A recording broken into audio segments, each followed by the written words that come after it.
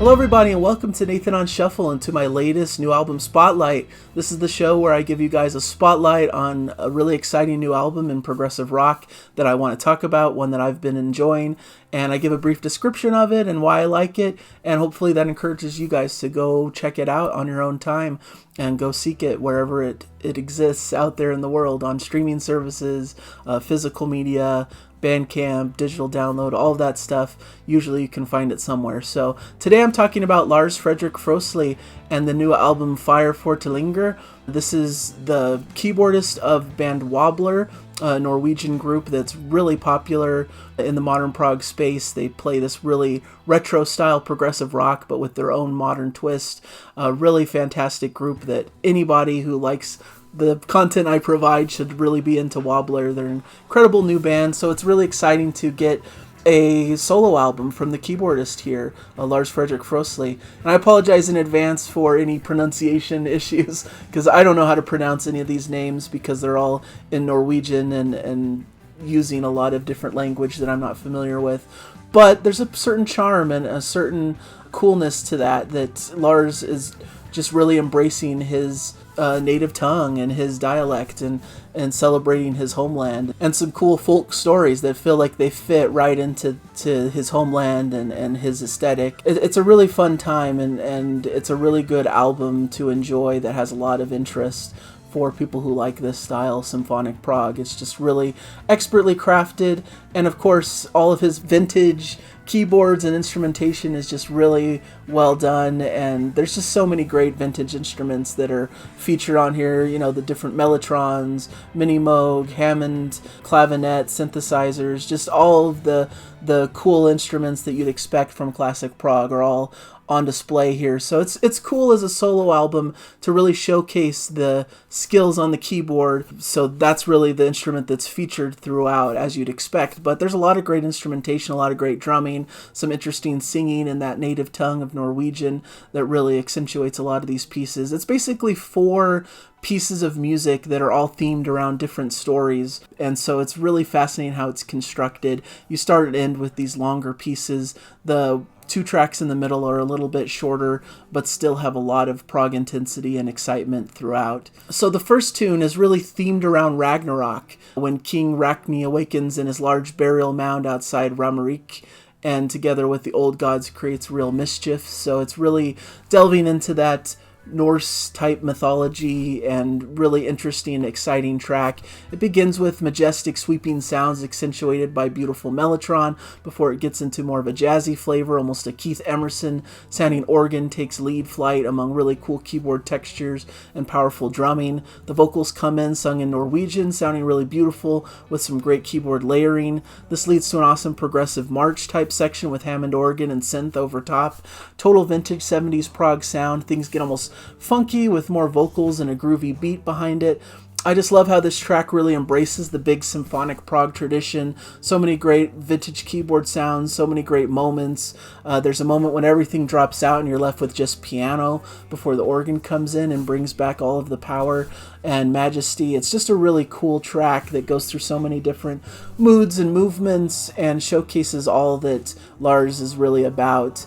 And his virtuosity, but also his tastefulness and how he develops these scenes and these different sections, and it just really feels satisfying as a cool little epic towards the beginning of the track list. The second track is more dreamy, possibly set in like a Renaissance type garden near Florence or Arcadia. It's really about traveling to a place and feeling like you've been there before, only to find out that you've had ancestors who've lived there long ago. This medieval Renaissance flavor is really felt in the sound. You get a big grand swell with mellotron and epic progressive feel with some great synth leads. We get into a great bass groove, and keyboards are able to shine as there's so many different sounds and textures swirling around to create a great soundscape for this piece. Just a really expert piece of music there. And then we get into the third track, which opens a bit more in a frenzy with high energy, bouncing drums and swirling keyboards, really fun sound with some cool vocal layering also on top of it.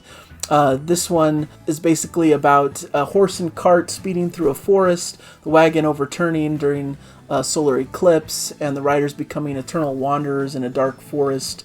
Really interesting concept and sound. There's a little bit of a classical flair towards the end, a harpsichord type feel, and a more ballad-esque ending. So really cool shorter track also.